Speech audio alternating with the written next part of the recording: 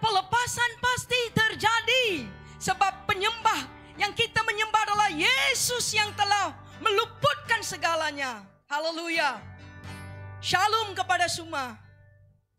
Tuhan kita, Tuhan adalah Tuhan yang memberi kemenangan. Amen. Haleluya. Membuka hati kita. Baru sekejap kami telah membaca dalam Mazmur 139 ayat 7 yang di online.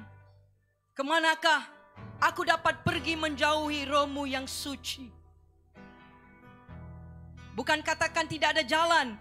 Jalannya ada, tetapi bersama dengan Dia, Roh Kudus.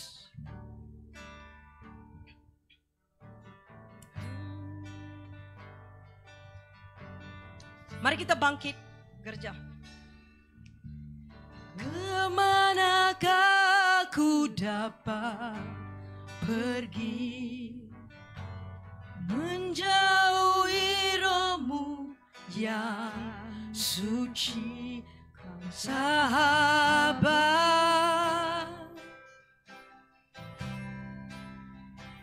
dan Kau dekat.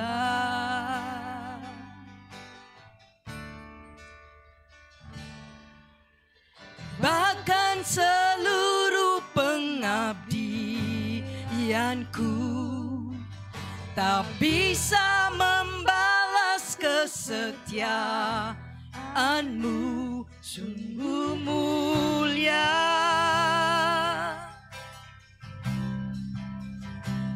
Dan berharga,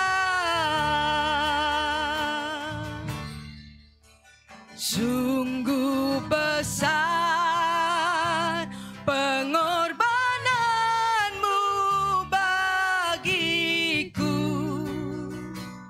terlalu dalam untuk dimengerti,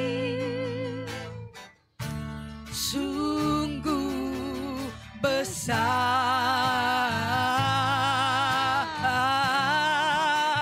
sungguh indah yang Kau pikirkan tentangku, tak terselami bagiku, sungguh indah.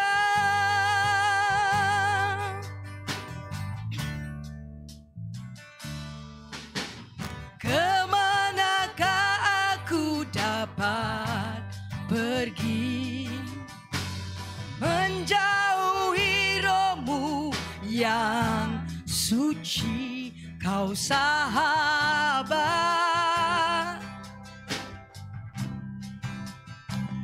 dan Kau dekat.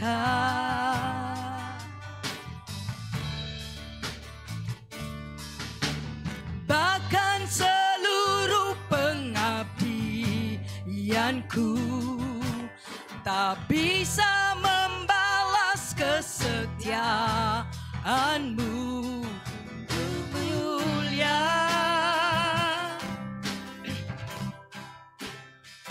Dan berharga, sungguh besar pengorbanan-Mu bagiku, terlalu dalam untuk dimengerti, sungguh besar, sungguh indah yang Kau pikirkan tentangku, tak terselami bagiku, sungguh indah. Katakan, haleluya, sungguh besar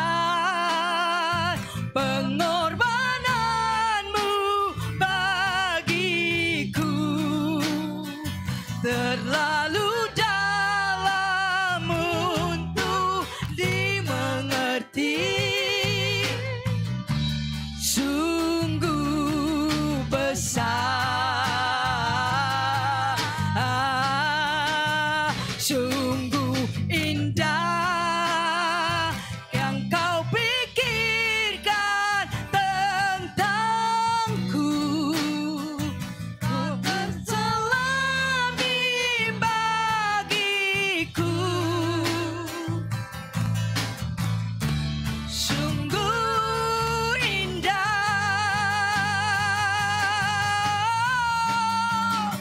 sungguh besar pengorbananmu bagiku, terlalu dalam untuk dimengerti. Sungguh besar,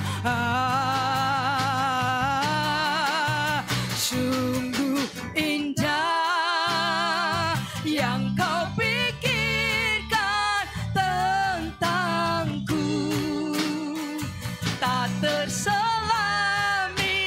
bagiku. Yes Lord, sungguh indah.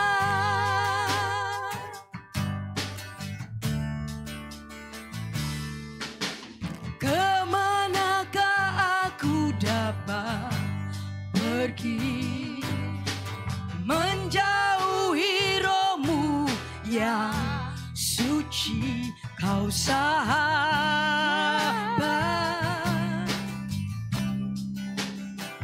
dan kau dekat. Thank you Lord. Bahkan seluruh pengabdianku thank you Lord. Thank you Lord.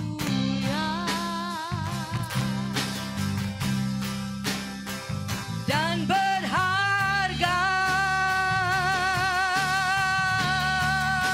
sungguh besar pengorbananmu bagiku, terlalu dalam untuk dimengerti. Sungguh besar,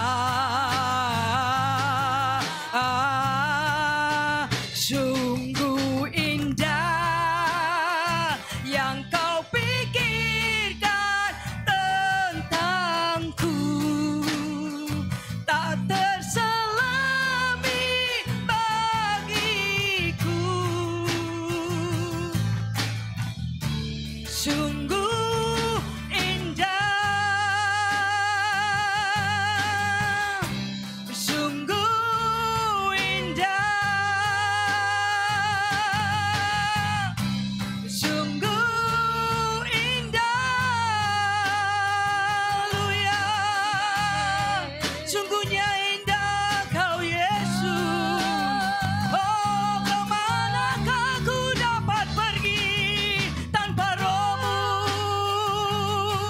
Oh, haleluya. Oh, haleluya. Yesuslah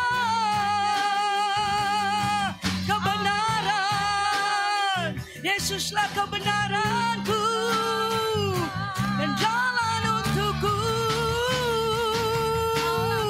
Pengorbananmu yang begitu besar membawaku ke dalam indahanmu.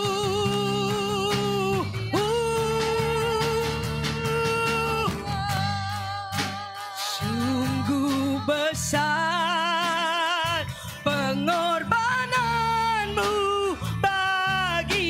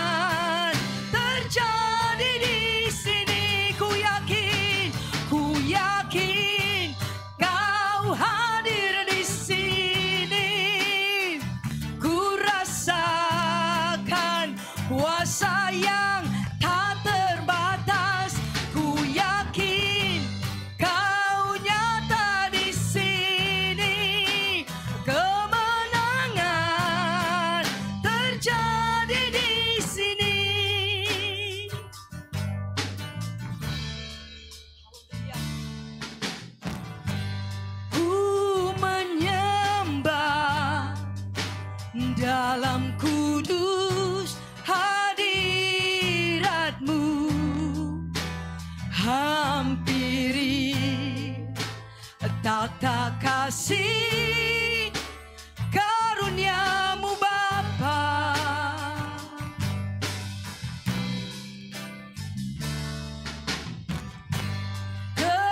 Kekuatanku hanya dalam hadirat-Mu, Yesusku. Kaulah segalanya.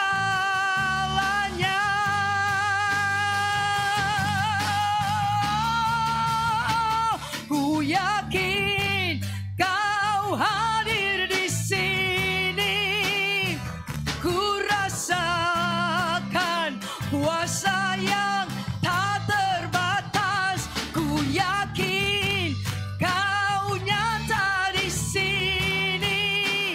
Kemenangan terjadi di sini. Ku yakin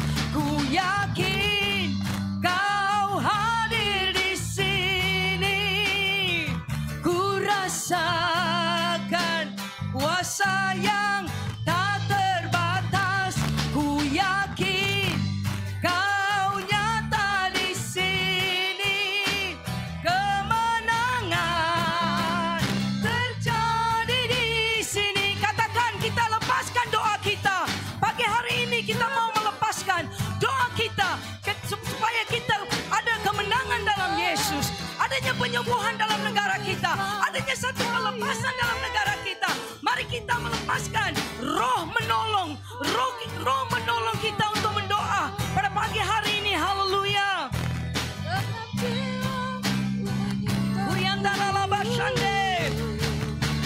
Ku yakin Kau hadir di sini, di negara kami ya Tuhan.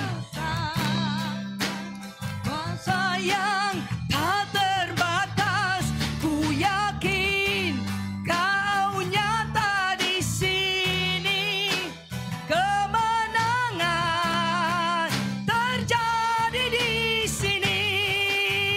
Kesembuhan terjadi di sini. Pelepasan terjadi di sungguh-sungguh kita mengatakan kemenangan terjadi di sini. Kesembuhan terjadi di sini. Pelepasan terjadi di sini. Katakan kemenangan. Kemenangan terjadi di sini. Kesembuhan terjadi di sini. Negara kami Yesus. Pelepasan terjadi di sini. Ku yakin Kau hadir di sini. Ku rasakan kuasa yang tak terbatas. Ku yakin Kau nyata di sini. Kemenangan terjadi di sini. Segenap jiwaku memuji-Mu. Sungguh besar Kau Yesusku. Segenap hatiku yes, Lord. Kau besar, Kau besar, Kau besar, Kau besar. Kemenanganku ada dalam-Mu.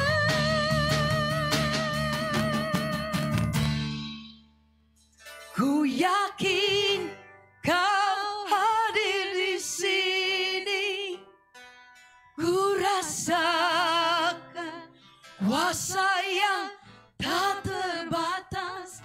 Ku yakin Kau nyata di sini. Kemenangan terjadi di sini.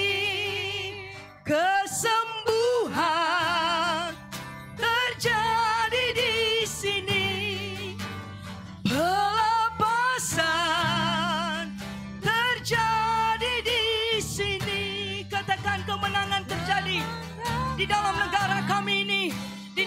jiran-jiran kami.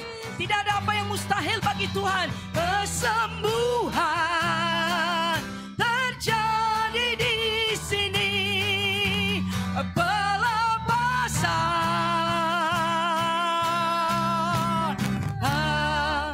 terjadi di sini.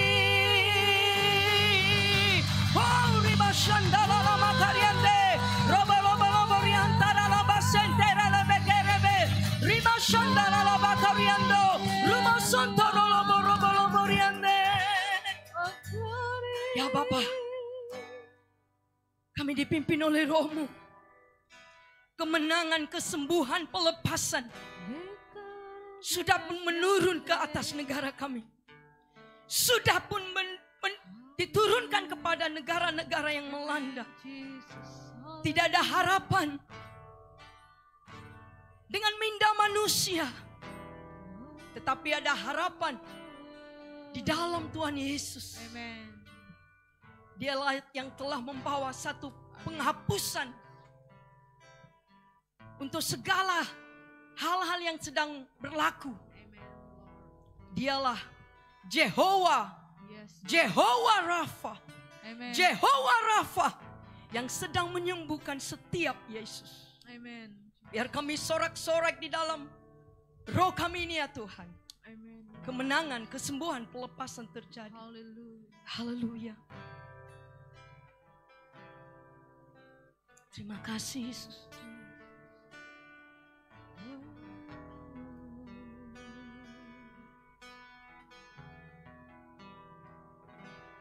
Ku datang Tuhan dalam hadirat-Mu, berhiaskan kekudusan. Seluruh bumi sujud menyembah-Mu, ku tersungkur dan berseru, ku datang Tuhan dalam hadirat-Mu, berhiaskan kekudusan. Seluruh bumi sujud menyembah-Mu, ku tersungkur dan berseru, kudus, kuduslah, kuduslah Tuhan Allah semesta alam. Kudus, kuduslah, kuduslah Tuhan. Surga bumi menyembah-Mu. Biar Tuhan, setiap seluruh bumi akan sujud dalam hadirat-Mu, berhiaskan kekudusan. Seluruh bumi sujud menyembah-Mu, ku tersungkur dan berseru, kudus, kuduslah, kuduslah Tuhan Allah semesta alam. Kudus,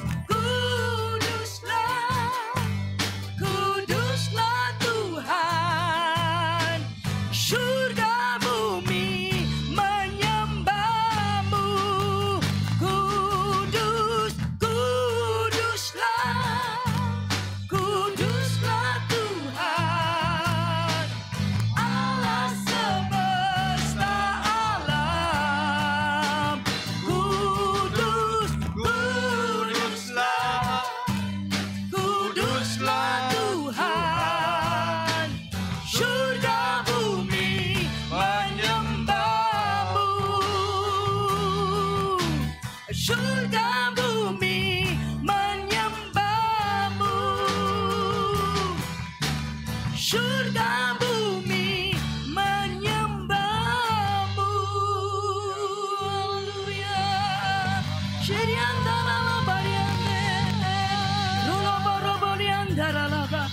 Surga bumi menyembahmu.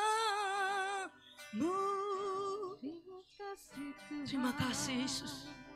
Seluruh bumi yang menyembah, yang bersujud, dan Kau Tuhan yang mendengar seruan doa, dan Kau membawa hujan Bapa, hujan pertaubatan, hujan penyembuhan, hujan pelepasan ke atas kami, seluruh negara, dan juga negara yang kami mengasihi ya Tuhan. Inilah doa, pujian penyembahan pagi hari ini ya Tuhan. Terima kasih. Di dalam nama Tuhan Yesus Kristus kami berdoa. Amin. Amin. Amin.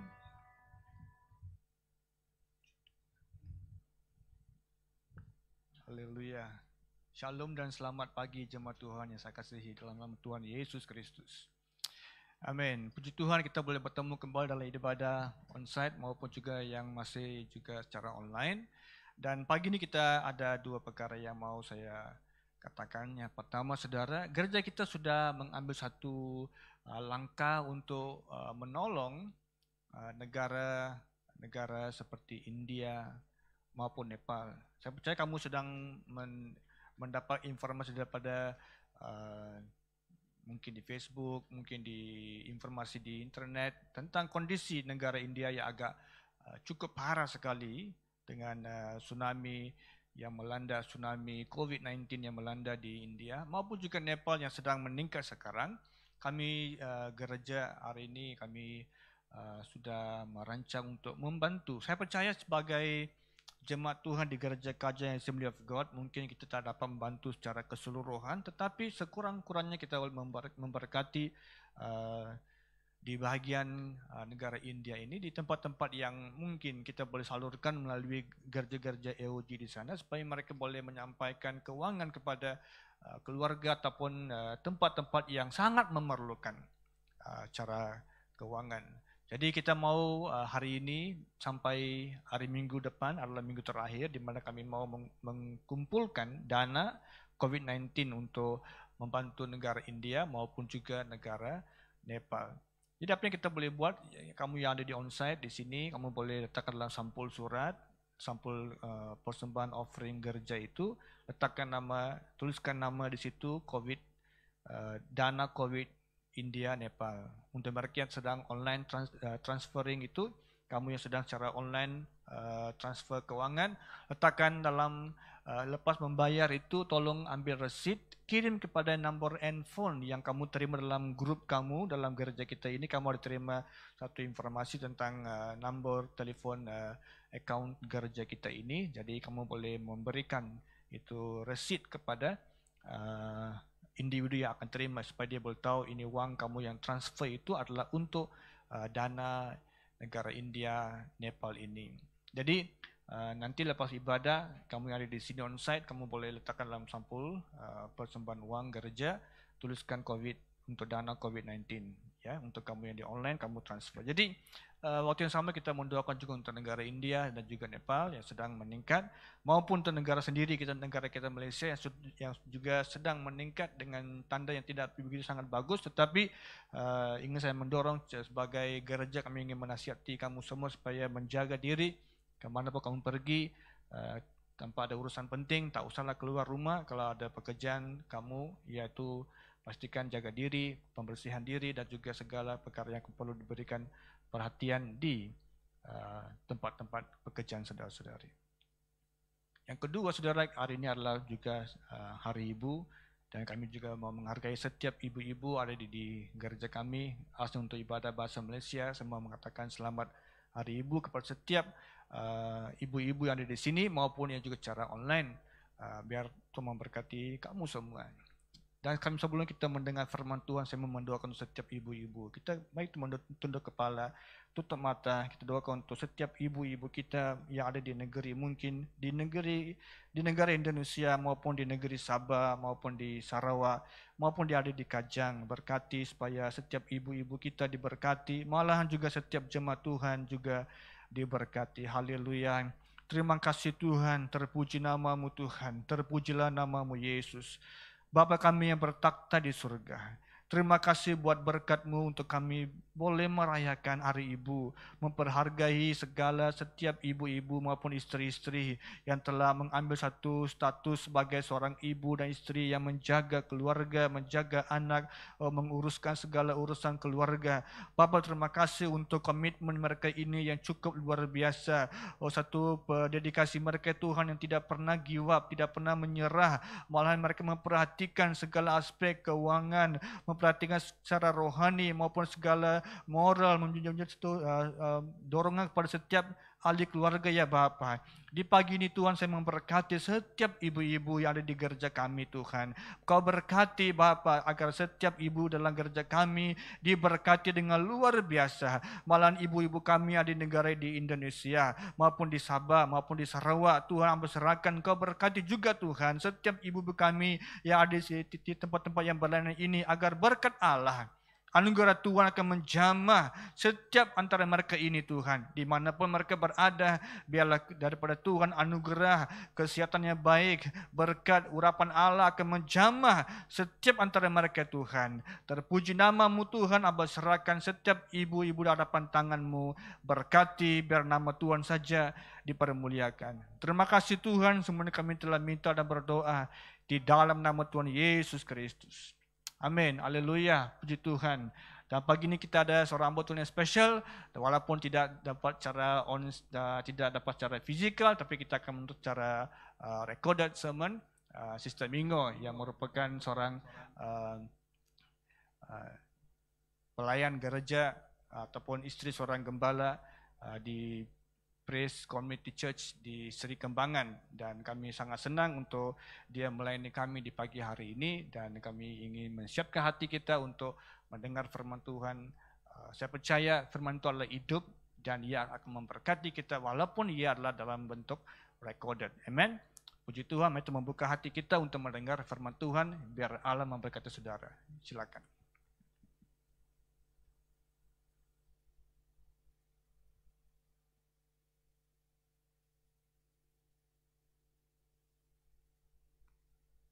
Shalom, Bapak-Bapak dan Ibu-Ibu, adik-adik, saudara-saudari sekalian. Hari ini saya mau membawa khotbah yang bertajuk duduk diam-diam. Tidaklah, hari ini hari yang spesial. Sebenarnya saya mau mengongsi sesuatu yang saya rasa.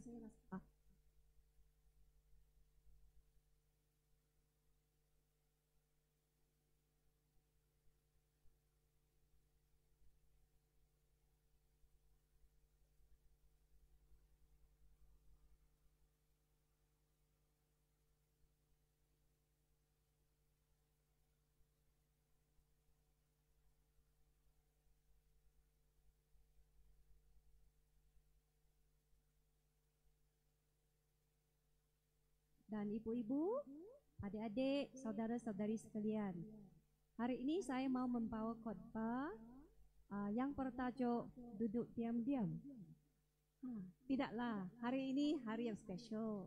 Sebenarnya saya mau mengongsi sesuatu yang saya rasa Tuhan telah berbicara kepada saya waktu saya berdoa. Saya percaya ini sesuatu message yang khas pada hari yang spesial ini. Khotbah saya hari ini ialah membangun yang kekal. Membangun yang kekal. Ya, teksnya saya akan ambil daripada 1 Korintus 3 bab 3 ayat 9 sampai 10, tapi kita belum baca ya. Oke, lihat 3 gambar ini. Lihatlah 3 gambar ini. Gambar yang pertama kita nampak ada keluarga kan? Yang di tengah-tengah itu ialah sebuah ladang yang telah ditanam dengan tumbuh-tumbuhan. Dan gambar yang di sebelah kanan itu ialah sebuah bangunan.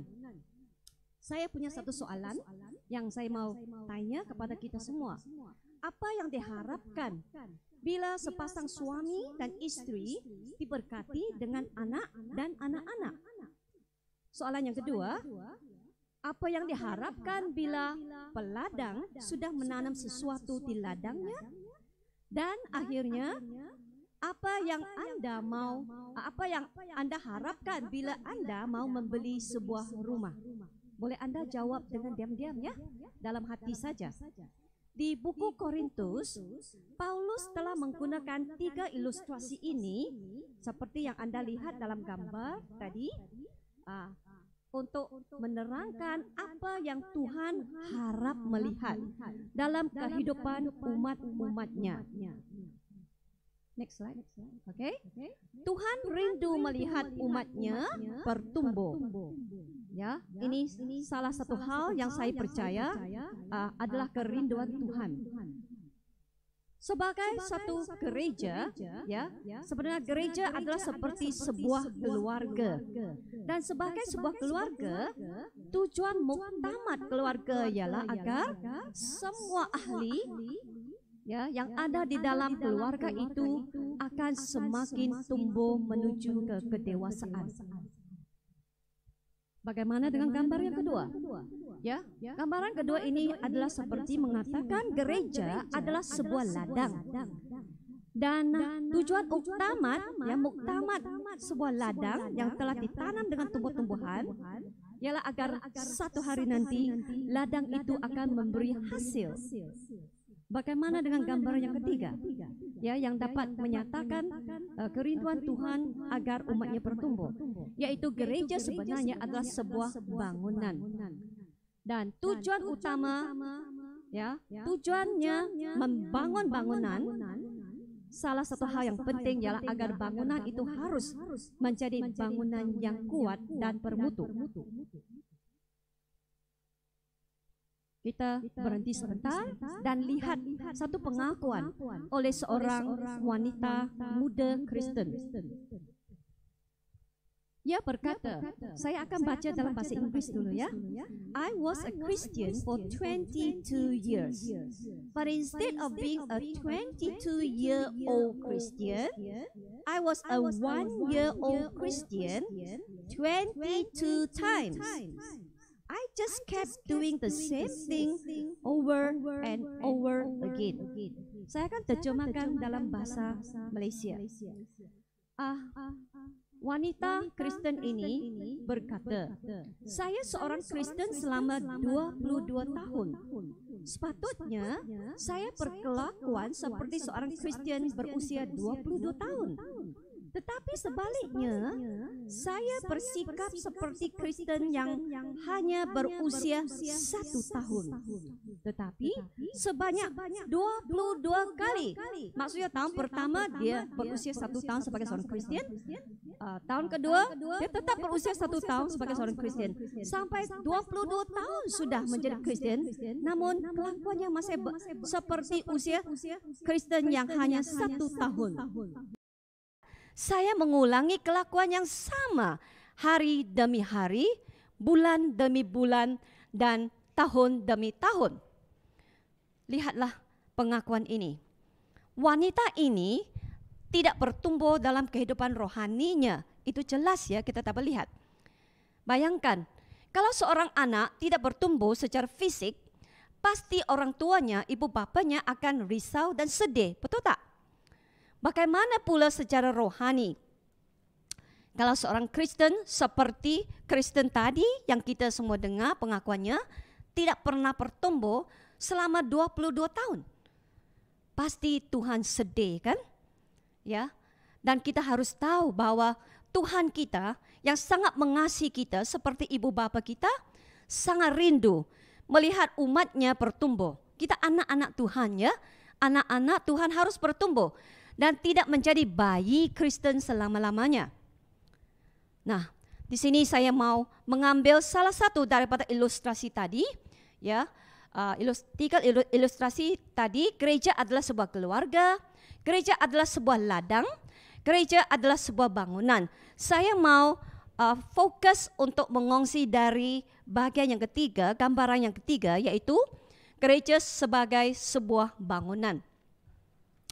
Bagaimana ini dapat menerangkan kerinduan Tuhan untuk semua Kristen bertumbuh. Saya mau mengajak kita semua baca teks yang saya pilih, yaitu daripada 1 Korintus bab 3 ayat 9 sampai ke 15. Boleh kita cari ya Alkitab ya, teks ini 1 Korintus bab 3 ayat 9 ke 15. Can you share? Okay. Baik. Saya harap ibu-ibu dan bapa-bapa buka kepada 1 Korintus bab 3 ayat 9 ke 15. Okay, sudah?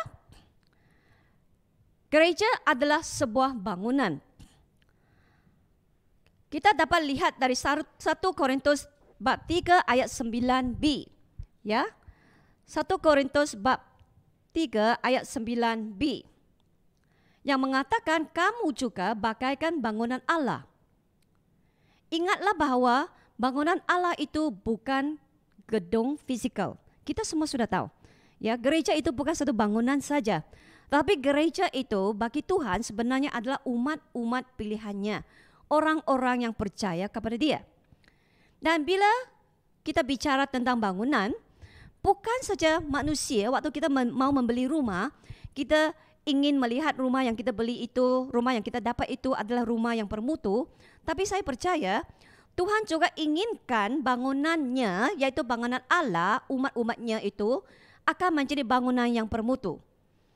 Untuk menilai mutu sesebuah bangunan, ada dua hal yang harus diperhatikan. Yaitu nomor 1, dasar bangunan dan bahan-bahan yang digunakan untuk membinanya. Kita melihat dulu ya tentang dasar bangunan.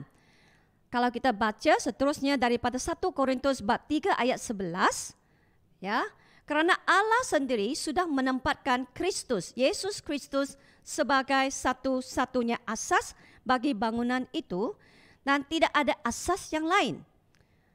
Ayat ini memberitahu kita apa? Bahwa Tuhan telah menggunakan pelayanan-pelayanan para rasul, pengajar, penginjil untuk meletakkan dasar, ya, untuk meletakkan dasar dalam kehidupan seseorang Kristen. Jadi sebagai seorang yang sudah percaya kepada Yesus Kristus, fondasi hidup kita sebenarnya ialah Yesus Kristus. Dan dialah alasan kenapa kita hidup. Yesus adalah dasar yang kuat, yang tak tergoyah, tak kira apapun terjadi.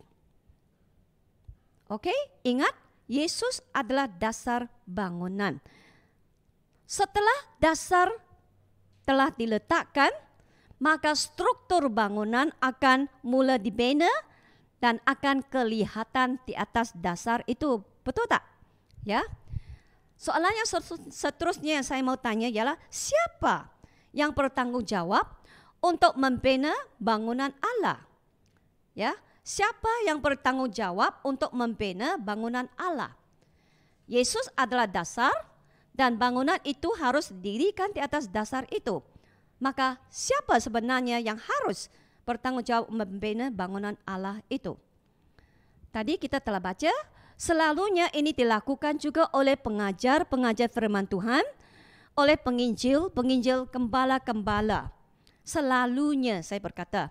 Tapi bacalah baik-baik ya ayat ini. 1 Korintus 3:10b. Ya, lihat ayat ini. Tetapi tiap-tiap orang harus memperhatikan bagaimana ia harus membangun di atasnya. Perkataan tiap-tiap orang itu penting. Ya. Tadi saya kata selalunya Tuhan menggunakan orang-orang seperti pengajar, seperti penginjil, dan juga gembala-gembala untuk membangun struktur bangunan itu.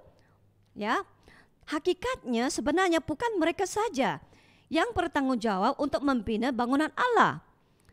Sebenarnya kita semua turut terlibat dalam usaha membina bangunan-bangunan itu.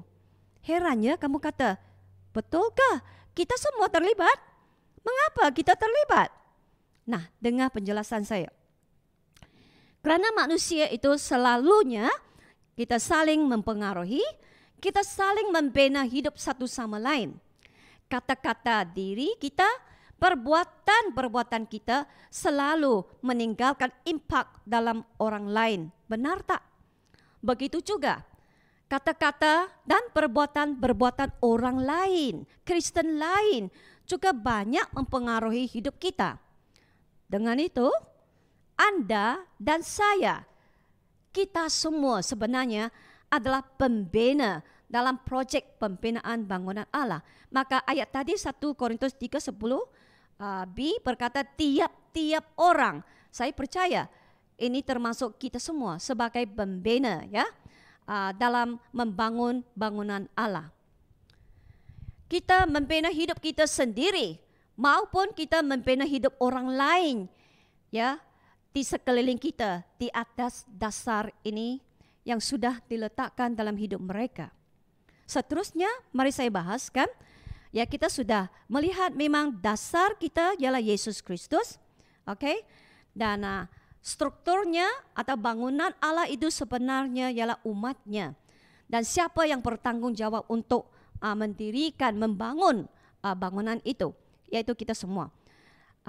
Apa yang harus kita terus ketahui ialah bahan-bahan apa? Kalau bangunan itu harus dibina, dengan apa?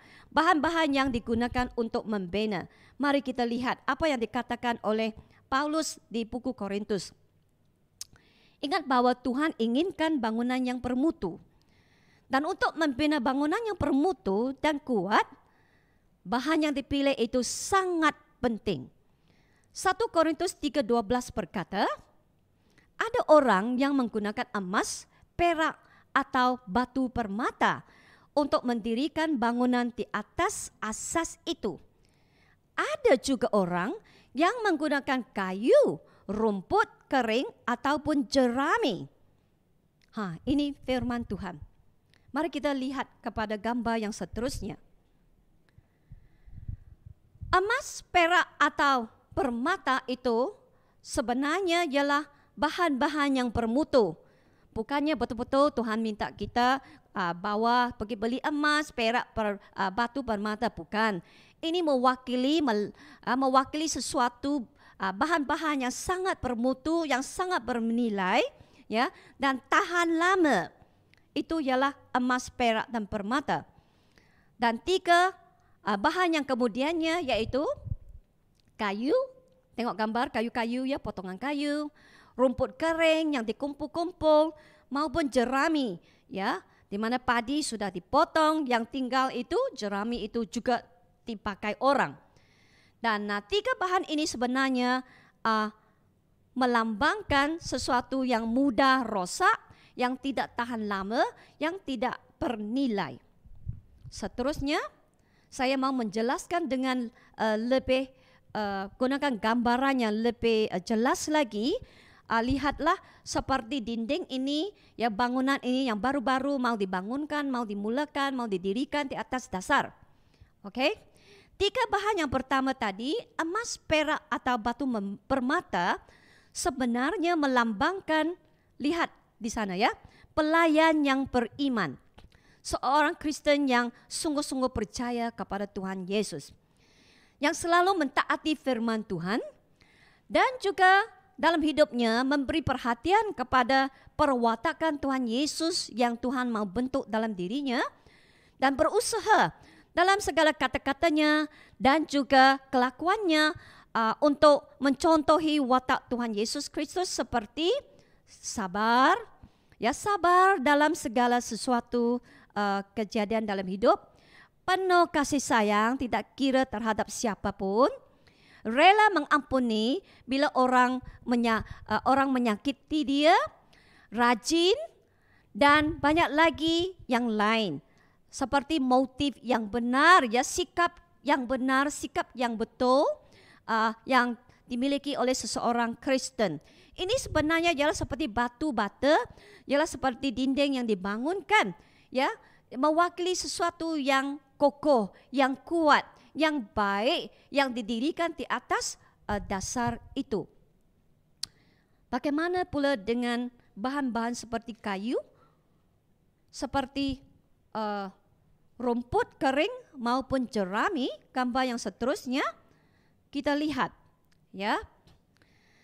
Ini semua melambangkan kayu atau rumput atau jerami.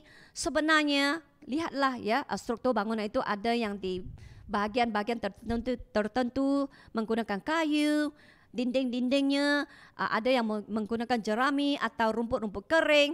Semua bahan-bahan ini sebenarnya melambangkan kerja-kerja yang tidak beriman, yang dilakukan mungkin untuk kehendak sendiri, kemahuan sendiri, usaha-usaha yang meninggikan diri, yang mementingkan diri, ya, dan kadang-kadang adalah seperti mempunyai motif yang salah waktu melakukan sesuatu. Contohnya suka menolong orang karena di belakang, di dalam hati selalu inginkan ada balasan. Harap kalau saya tolong cikgu beri saya markah yang tinggi. Ya, kalau saya menolong di depan orang ramai, orang akan pikir, saya baiknya, baik sangat orang ini. Jadi ada motif yang tidak suci, yang tidak benar, yang tidak baik. Inilah bahan-bahan yang tidak baik, ya, seperti rumput kering, jerami, dan juga kayu. Paulus mengatakan bahwa dari ayat tadi yang kita baca, ya, ada orang yang membangun dengan emas, perak, dan permata. Ada juga orang yang membangun dengan kayu, rumput, jerami, dari ladang dan paya. Malah saya mau tambahkan, dalam kenyataan hidup, kerana kecenderungan manusia yang senang mengalah kepada kelemahan diri, kan setiap kita ada kekuatan, tapi ada juga kelemahan diri. Dan hidup ini penuh pencobaan dan tekanan yang datang, ya, terus menerus. Jadi manusia ada kecenderungan mengalah kepada semua ini. Dan kadang-kadang dalam situasi seperti ini, saya mengatakan bukan orang lain, ya, kita semua, ya, tidak ada yang terkecuali. Kita semua kadang-kadang menggunakan bahan-bahan yang bermutu, yang bahan-bahan yang tidak bermutu, ya. Yang bermutu mungkin ada yang dipakai, tapi juga bahan yang tidak bermutu. Pada waktu yang sama, waktu kita membina bangunan itu, ya, orang yang sama meletakkan dasar dengan batu yang kuat, yang baik, yang kukuh. Tetapi pada waktu yang sama menambahkan di atasnya, menindihkan di atas batu-batu itu dengan bahan-bahan yang kurang berkualiti seperti kayu, seperti rumput dan jerami, ya. Saya mengatakan kadang-kadang kita juga semua akan melakukan hal seperti ini. Ini kenyataan hidup, ya. Lihat gambar yang seterusnya. Oke, itu 3 jenis bangunan yang didirikan. Yang pertama itu bangunan yang kokoh, yang menggunakan batu yang sangat kuat, yang sangat baik, kualitinya sangat tinggi, sangat bagus. Yang di sebelah kanan atas itu campuran. Ada juga batu-batu yang keras, yang kuat, tapi juga ada dicampur dengan bahan-bahan lain seperti kayu yang senang dibakar api dan sebagainya. Dan tengoklah gambar yang ketiga tadi itu, yang di bawah punya, itu semua sudah menjadi sesuatu yang tidak tahan lama, ya. Bangunan yang dibangun dengan hanya bahan-bahan yang tidak berkualiti. Okey? Maka soalan yang penting yang saya mau tanya kepada kita semua, dengan apa dan bagaimana Anda dan saya membina hidup kita sendiri maupun hidup orang-orang lain di sekeliling kita, anak-anak kita, teman-teman kita, teman sekerja kita, maupun saudara-saudari seiman di dalam gereja. Itu adalah satu soalan yang sangat penting yang harus kita jawab, ya. Seterusnya, apakah peringatan atau nasihat yang Paulus yang mau memberi kepada semua pembina rumah bangunan, yaitu Anda dan saya? Kita baca dari 1 Korintus bab 10 ayat 10b tadi. Tetapi setiap orang haruslah membinanya dengan cermat. Tengok perkataan. Tadi saya menerangkan setiap orang, tiap-tiap orang. Tiap-tiap orang termasuk kita semua adalah pembina. Tapi bagaimana harus kita membina? Apa nasihatnya?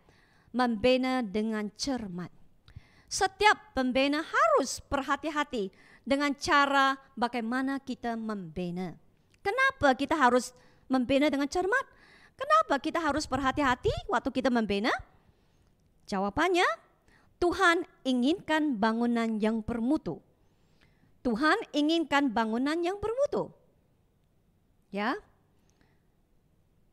Ada satu masalah sekarang. Ya, benar Tuhan inginkan bangunan yang bermutu. Kita lihat manusia dulu. Ya, manusia punya satu tabiat yang buruk. Ya, satu tabiat yang buruk. Apa tabiat itu? Saya menjelaskan dalam bahasa Inggris dulu. People don't do what is expected, but only what is inspected. Maksudnya, banyak orang tidak melakukan apa yang diharapkan, sama ada oleh ibu bapa, oleh sesiapa pun, tetapi selalu hanya melakukan apa yang diperiksa orang. People don't do what is expected, but only what is inspected. Benar ke tidak? Setuju tak? Kita lihat pelajar-pelajar di sekolah. Ya, ramai pelajar tidak akan buat ulang kaji, tak kisah ya mereka ya. Mereka tidak siapkan kerja sekolah, sungguh pun berkali-kali diingatkan guru, betul atau tidak. Kita cek dengan anak-anak kecil di sekolah ya. Dan mereka hanya menjadi serius atau mereka hanya cuba untuk mempersiapkan kerja sekolah bila guru mau memeriksa. Okey, minggu depan cikgu mau periksa, baru mereka serius ya. Habiskan, kalau tak nanti kena marah. Ya. Atau bila ujian sudah dekat, baru mereka serius dengan ulang kaji. Itu ialah anak-anak sekolah. Bagaimana pula dengan, saya tahu di kalangan kita ramai juga yang bekerja di kilang. Bagaimana pula dengan keadaan di kilang? Apa yang akan dilakukan kepada barang-barang yang sudah siap dibuat sebelum dihantar untuk dijual atau sebelum dihantar untuk diekspor? Bukankah ia harus diperiksa oleh bahagian QC? Betul tak? Harus, ya. Kilang mau pastikan bahwa mutu barang-barang yang keluar itu haruslah mutu yang baik, yang tinggi. Itu ialah barang buatan manusia. Bagaimana pula dengan Tuhan? Tuhan telah mengatakan bahawa semua umat Kristen adalah bangunan Allah. Kita milik Tuhan. Dan apa jenis bangunan yang Tuhan harapkan? Tuhan inginkan bangunan yang bermutu, kan tadi saya berkata. Jadi Tuhan sangat tahu tabiat manusia yang buruk ini, maka Tuhan mau melakukan sesuatu untuk memastikan apa yang terjadi, apa sebenarnya, bagaimana sebenarnya mutu bangunan Allah itu. Kita baca di 1 Korintus 13. Ya, 1 Korintus bab 3 ayat 13. Tetapi mutu kerja setiap orang akan kelihatan pada hari Kristus datang kembali. Kerana pada hari itu, api akan menyatakan kerja setiap orang. Api akan menguji dan menentukan mutu kerja setiap orang. Perhatikan perkataan mutu ya, mutu kerja. Jadi, ayat ini memberitahu bahawa Tuhan juga akan memeriksa karya umat-umatnya, bangunan-bangunan yang dibina kita ya. Dan bagaimana Tuhan memeriksa? Tuhan akan memeriksa dengan ujian api. Api ini bukan untuk sebenarnya menguji iman Kristen ya, bukan untuk menguji iman, tetapi lebih untuk memeriksa mutu kerja, ya, mutu kerja setiap Kristen. Kita harus tahu ya. Jadi bayangkan apa yang akan terjadi dengan karya Anda dan saya pada waktu Tuhan menguji karya kita dengan apinya. Adakah ia akan habis dibakar seperti gambar ini? Ya, bila api besar datang, semua hangus, habis dibakar. Atau bangunan itu akan menjadi bangun sebelah kanan yang tidak disentuh pun oleh api. Ya, seperti bangunan di sebelah kanan ini. Saya menggunakan contoh ini ya. Bangunan sebelah kanan ini sebenarnya betul-betul wujud. di Chicago, Amerika ya.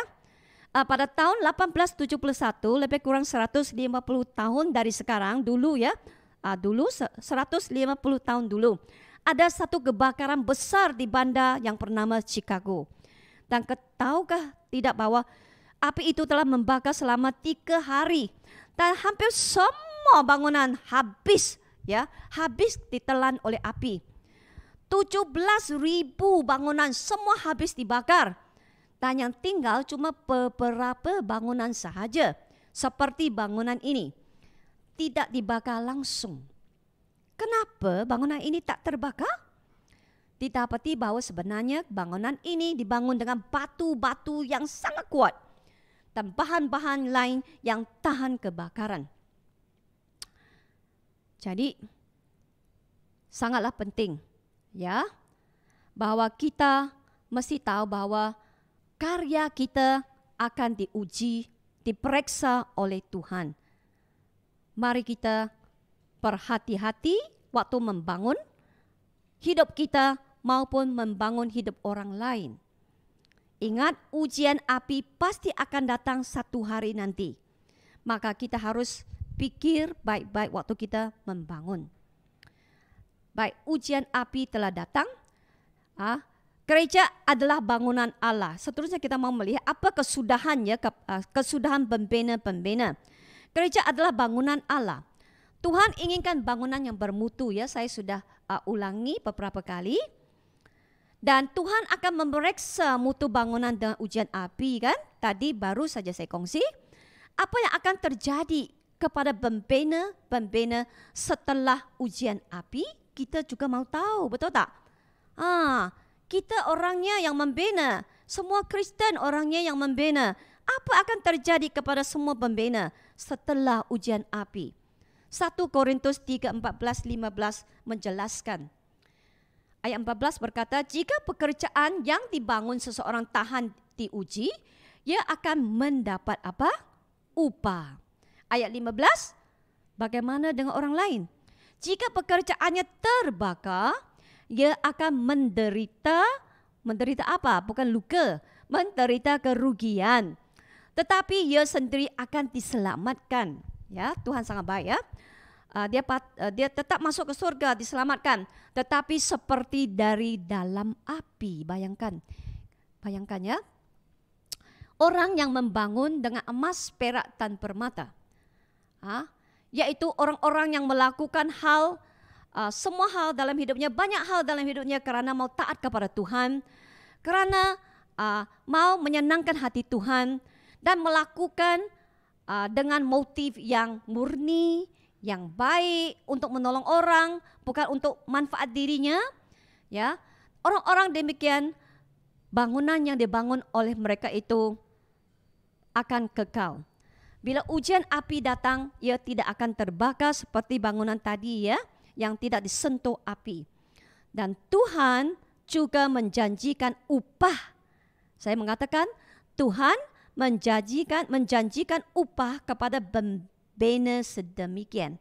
Tidakkah kita mau menerima upah setelah bekerja? Tuhan yang sangat baik. Dan Tuhan telah menjanjikan upah bagi semua pembina yang membina dengan emas, perak, dan permata. Sebaliknya, perkara-perkara yang dilakukan oleh mungkin orang-orang tertentu yang hanya untuk menarik perhatian kepada diri, yang hanya mau membina nama untuk dirinya supaya orang kenal dia, ya. Dan yang hanya dilakukan mungkin dengan sikap-sikap yang tidak betul, selalu bersungut-sungut, selalu komplain, mengapa mesti saya, mengapa tak ada orang lain, mengapa ini, mengapa itu, ya lakukan tapi banyak sungutan. Karya orang-orang seperti ini akan habis dibakar. Dan dia akan hilang ganjaran atau upahnya dari Tuhan. Namun, tadi kita baca tadi, Tuhan sangat baik ya. Dalam kasih karunia Tuhan, namun orang sedemikian akan diselamatkan. Tapi seperti orang yang terlepas dari api, bayangkan ya. Kita lari keluar dari api, apa yang terjadi dengan diri kita ya. Dan saya mau mengatakan bahwa ini bermaksud Sungguh pun orang-orang sedemikian mungkin selalu sibuk, sangat sibuk, dan banyak mengerjakan banyak hal. Kalau tanya, apa kabar? Sibuk. Ya, boleh tak kita jumpa? Sibuk. Tak ada masa, sangat sibuk melakukan banyak hal. Tapi bahan-bahan yang digunakan untuk membangun hidupnya, hidup orang lain itu semua ialah kayu, rumput, jerami, yang tidak bermutu. Maka orang-orang demikian akhirnya seolah-olahnya setelah ujian api itu mereka tidak pernah menunjukkan seperti dalam hidup mereka tidak pernah melakukan apa-apa untuk Tuhan. Karena setelah api membakar tak ada apa yang tertinggal. Semua habis ditelan api. Bukankah semua masa, tenaga, wang, pikiran dan sebagainya yang telah dikeluarkan sewaktu hidup di bumi ini hanya sia-sia saja? Pikirkan. Ya, semasa hidup sangat sibuk, tapi tak tahu sibuk untuk apa? Bukan untuk tujuan Tuhan, sangat sibuk untuk tujuan diri, semua untuk diri. Bermaksudnya membangun bukan dengan bahan yang baik dalam hidupnya, dia membangun sesuatu yang dengan bahan yang tidak baik. Jadi bukankah bagaimana kesudahan kita, bagaimana kesudahan Anda dan saya setelah ujian api? Hanya kita sendiri yang boleh menentukan kesudahan itu. Dan kita harus membuat pilihan sekarang, jangan tunggu. Saya percaya Tuhan sedang berbicara kepada kita semua.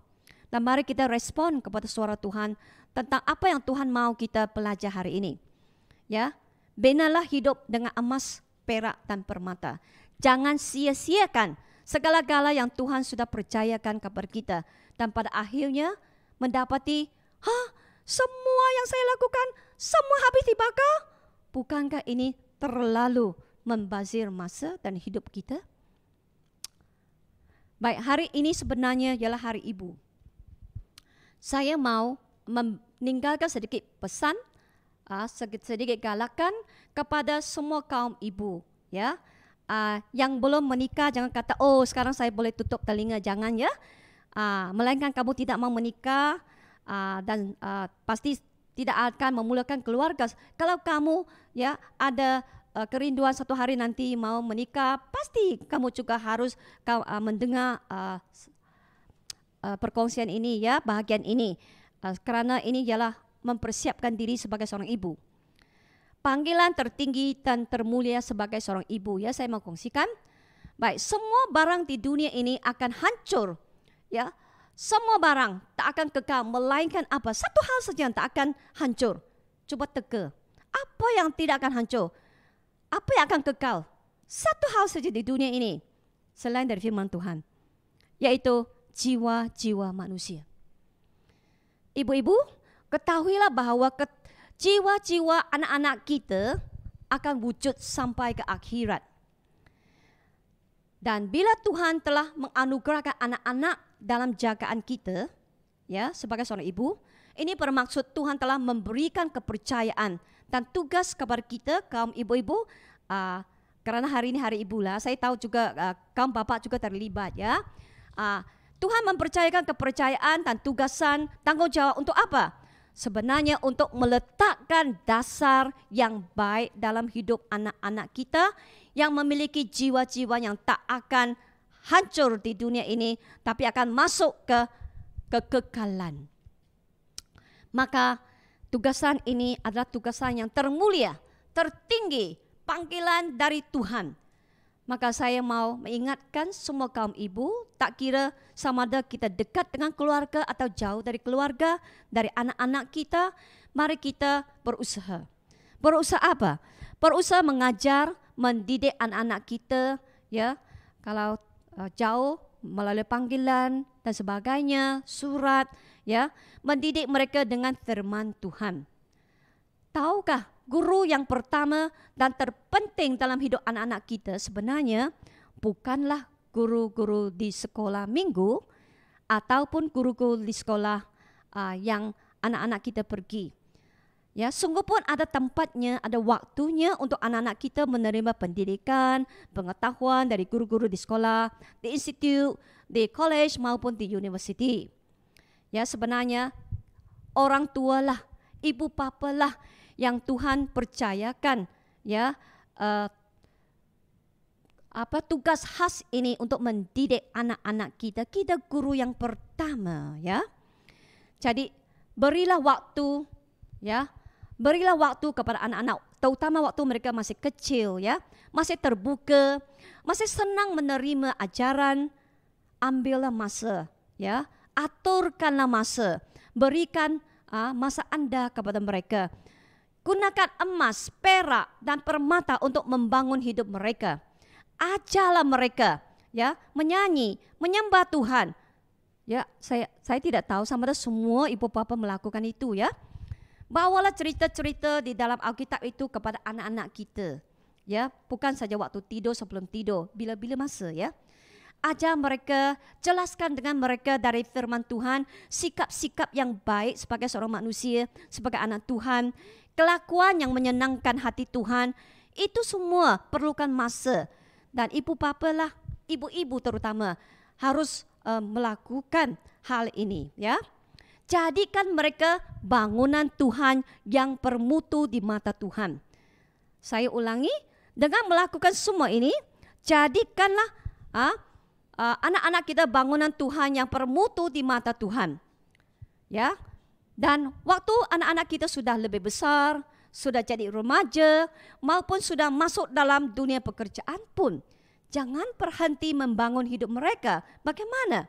Ya, kita masih boleh terus membangun hidup mereka dengan terus menjadi pendengar, penyokong dalam hidup mereka. Ya, paling penting sekali, biarlah imanmu, biarlah kata-katamu, kelakuanmu dan juga telatan-teladanmu menjadi dorongan kepada anak-anak kita ya, untuk mengikuti Yesus Kristus, satu-satunya Tuhan yang menyelamatkan jiwa manusia. Ada amin? Amin. Jadi ini panggilan yang tertinggi dan termulia bagi seorang ibu. Bukan pekerjaan kita.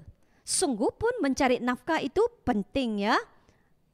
Ingat ibu-ibu, Tuhan telah memberi kita karunia ya, khusus, kebolehan khusus untuk memenuhi panggilan-panggilan sebagai seorang ibu. Kasih Tuhan, hikmat Tuhan, kekuatan Tuhan akan dicurahkan pada waktunya.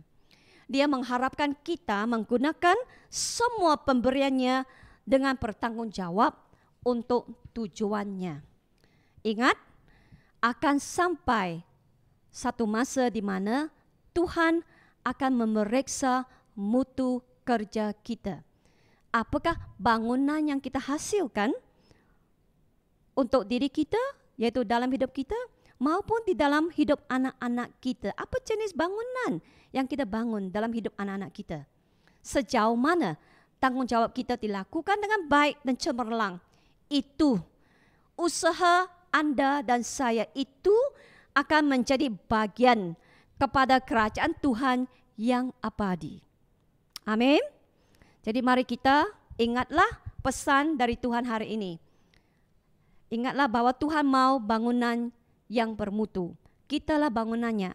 Anak-anak adalah bangunannya. Setiap Kristen adalah bangunannya. Dan Tuhan ingin melihat agar bangunan yang dibangunkan, dibina ini menjadi bangunan yang bermutu.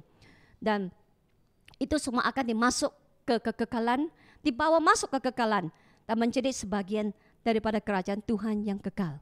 Amin. Amin. Sebelum saya mengundur diri, saya ingin berdoa bagi kita semua. Haleluya. Mari kita tutup mata dan mari kita berdoa. Tuhan Bapa, kami bersyukur karena Engkau Tuhan yang baik. Engkau Tuhan yang sangat mengasihi kita semua.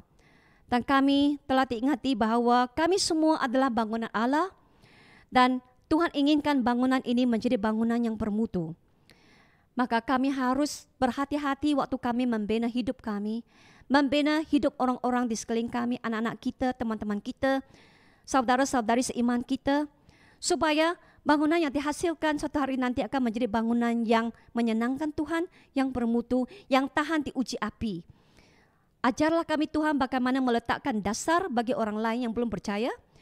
Dan ajarlah kami Tuhan bagaimana dapat terus membangun hidup mereka di atas dasar Yesus Kristus.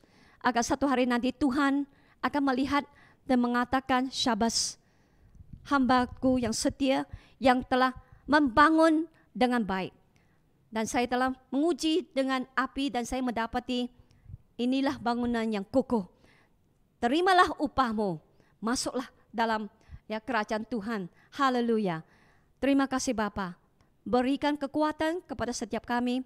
Kuatkan kami supaya hati kami kuat, supaya jiwa kami kuat, roh kami akan kuat untuk hidup sesuai dengan firman-Mu. Roh Kudus datang, terus penuhi kami dan kuatkanlah kami untuk menjalankan hidup setiap hari sesuai dengan kepimpinan-Mu. Terima kasih, berkati semua ibu-ibu khasnya hari ini. Engkau tahu setiap jerih payah mereka. Engkau tahu segala sesuatu yang telah dilakukan oleh semua ibu-ibu. Pengorbanan mereka, kasih sayang mereka. Banyak sekali Tuhan, Engkau tahu. Mari Tuhan jamah setiap ibu, kuatkanlah mereka. Dan terus berikanlah hikmat-Mu, kekuatan-Mu, kasih-Mu, kesabaran-Mu Tuhan. Dan segala-gala yang diperlukan oleh mereka Tuhan, supaya mereka akan terus menjadi berkat dalam hidup mereka, kepada anak-anak mereka, keluarga mereka. Dan bagi kita semua yang lain, anak-anak, muda-mudi, Tuhan terus memberkati kita semua, agar kami pastikan dasar yang diletakkan dalam hidup kami adalah Yesus Kristus yang kokoh. Dan agar bangunan kami, hidup kami akan menjadi bangunan yang bermutu di mata Tuhan. Terima kasih Bapa. Di dalam nama Yesus Kristus kami telah berdoa. Amin. Amin. Selamat Hari Ibu kepada semua ibu-ibu. Tuhan memberkati kita semua. Terima kasih.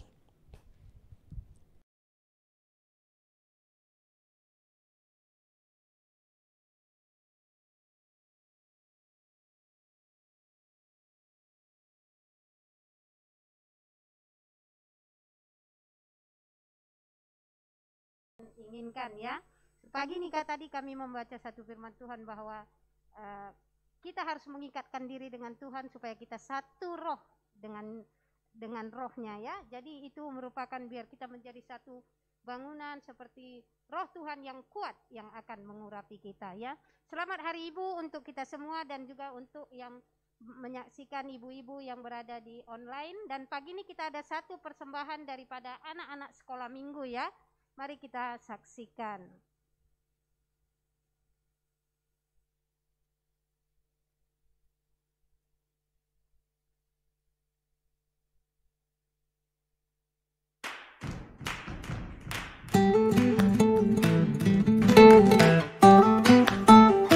Istri yang cakap, siapakah akan mendapatkannya? Ia lebih berharga daripada permata. Amsal 31 ayat 13. Ia mencari bulu domba dan rami, dan senang bekerja dengan tangannya. Amin. Amsal pasal 31 ayat 14. Ia merupakan kapal dari jauh, ia mendatangkan makanannya. Amsal 31 ayat 15. Ia kalau masih melakukan dan membagi-bagikan tugas kepada pelayan-pelayannya perempuan. Amsal 31 ayat 16. Ia membeli sebuah ladang yang diinininya, dan dari hasil tangannya kebun anggur tanaminya. Menikah tinggalnya ini kekuatan.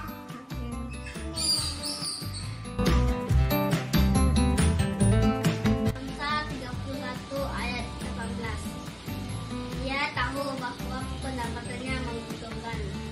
Pada malam hari kesulitannya tidak padam. Amsal 31 ayat 19. Tangannya ditaruhnya pada jentera, jari-jarinya memegang meminta. Amsal 31 ayat 60-20e. Ia membuat bagi dunia perdani. Amsal 31 ayat 26. Ia membuka mulutnya dengan hikmat, pengajaran yang lemah lembut ada di lidahnya. Amsal 31 ayat 29. Banyak wanita telah berbuat baik, tetapi engkau melebihi mereka semua. Amsal 31 ayat 30. Kemolekan adalah bohong dan kecantikan ada sia-sia. Tetapi istri yang takut akan Tuhan dipuji-puji. Amin. Kami mau mengucapkan selamat hari Ibu. Happy Mother Day. Happy Mother Day. Selamat hari Ibu. Selamat hari Ibu. Selamat hari Ibu. Happy Mother Day. Selamat hari Ibu. Selamat hari Ibu. Selamat hari Ibu. Ma, I love you, Mama. I love you, Mommy.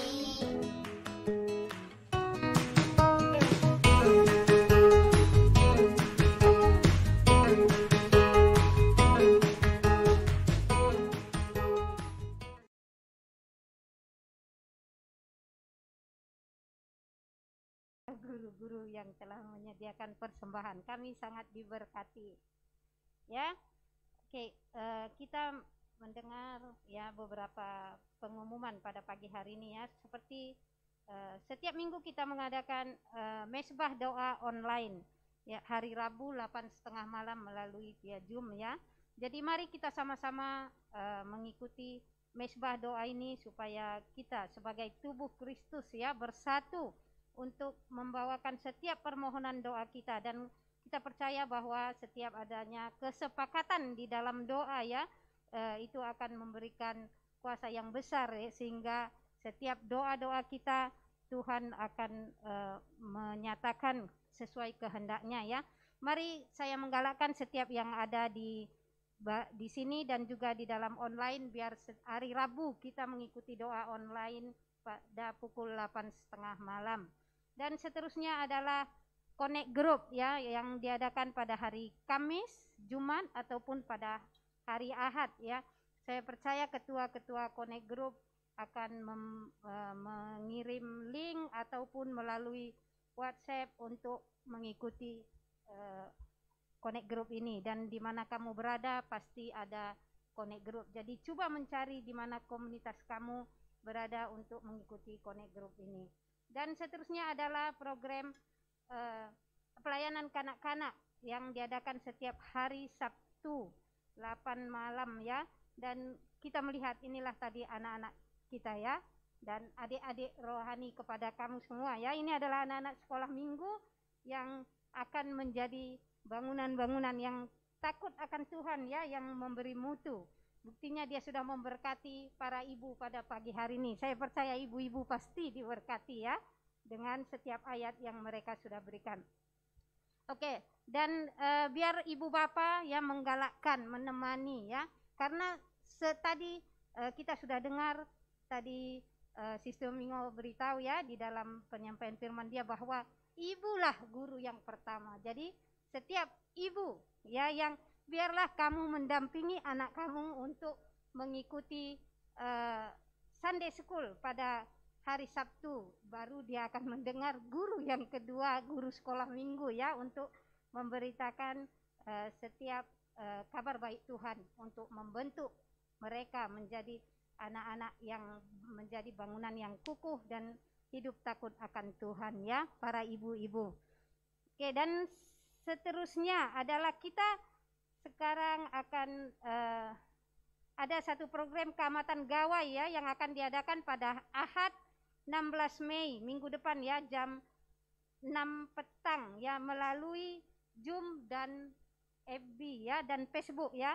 Mari kita sertai semua yang berada di sini ataupun yang ada di online. Bahkan mari kita berikan juga link ini untuk mengajak saudara-saudari kita ataupun oikos kita untuk mengikuti program keamatan gawai ini ya. Biar melalui program ini kita diberkati dan juga adanya keselamatan, adanya jiwa-jiwa yang dapat mengenal kasih Kristus melalui program ini. Saya percaya setiap EJK yang sudah menyediakan dengan tungkus lumus, dan Tuhan akan memberkati dan mengurapi setiap acara-acara yang akan diadakan. Dan mari kita saling menggalakkan dan saling mengajak kawan-kawan kita juga untuk mengikuti program keamatan gawai ya. Dan yang terakhir adalah tentang pemberian ya.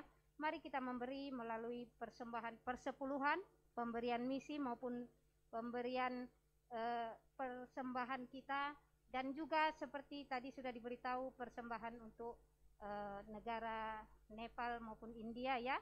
Kita masukkan ke dalam sampul surat, sama kita boleh letak di kotak persembahan yang akan ada nanti diletak di dekat tangga sana ya. Setiap persembahan kita beri karena mari kita sama-sama memberi supaya kalau setiap keuangan kita itu kalau penuh saja seperti itu, kita tidak kurang, tidak alirkan dengan memberi, tidak memberkati. Jadi bagaimana ia terisi kembali? Kan seperti itu.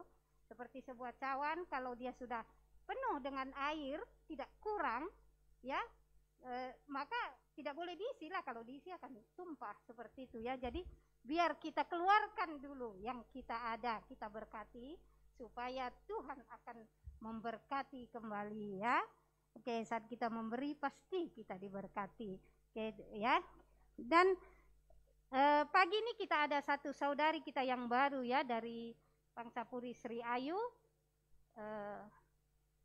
Ya, saat saya memanggil nama adik, sila berdiri ya, biar kami melihat. Ya, Tiara Siahaan, di mana Anda?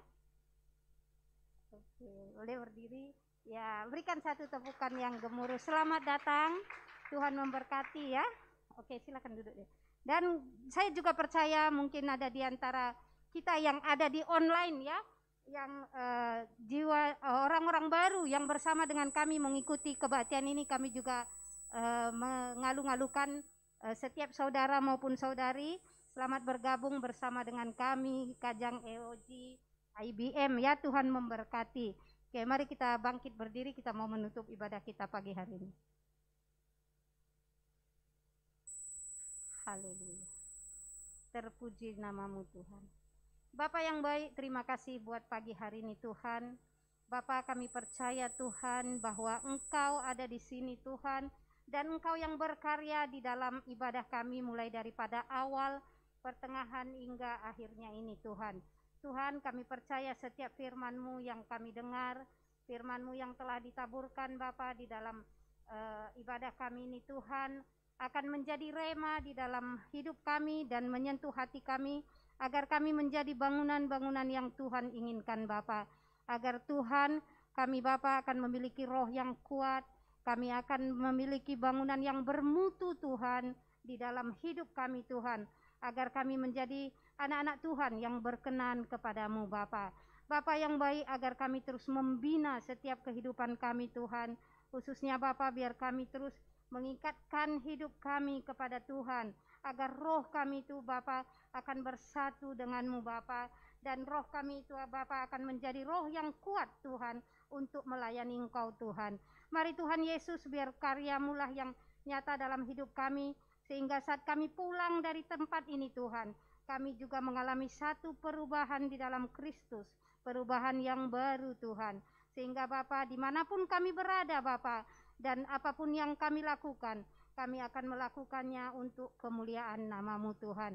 Bapa yang baik, mari Tuhan berkati juga persembahan yang akan kami berikan nanti Tuhan, biar sebagai persembahan yang berkenan di hadapan Tuhan. Begitu juga Bapa dengan setiap yang ada di online Bapa yang menyediakan bahkan menyimpan setiap persembahan-persembahan mereka Bapa, biar Engkau Tuhan yang akan memberkati juga Bapa. Bapa yang baik, terimalah persembahan kami bagai bau yang harum di hadapan-Mu Tuhan, sehingga ia memberi kemuliaan, memperluas kerajaan-Mu di bumi ini Bapa. Bapa, berkati juga Tuhan adik kami Tiara yang datang pada pagi hari ini Bapa. Bahkan sekiranya ada yang baru yang berada di online juga Tuhan. Mari Tuhan Yesus Engkau memberkati Tiara dan saudara-saudari kami yang baru Bapa. Biar Tuhan yang memberkati mereka Tuhan. Di dalam kehidupan mereka kasih karunia damai sejahtera Tuhan yang memimpin mereka Bapa. Sehingga mereka bertumbuh di dalam kasih Kristus Bapa. Bapa, terima kasih Bapa yang baik. Kami menyerahkan seluruh umat-umat-Mu Tuhan. Biar Bapa saat kami pulang perlindungan penyertaan Tuhan yang sempurna yang menyertai kami semua Bapa. Terpuji nama-Mu Tuhan, bagimulah segala pujian, hormat dan kemuliaan. Hanya dalam nama Tuhan Yesus kami berdoa dan mengucap syukur. Amin. Oke.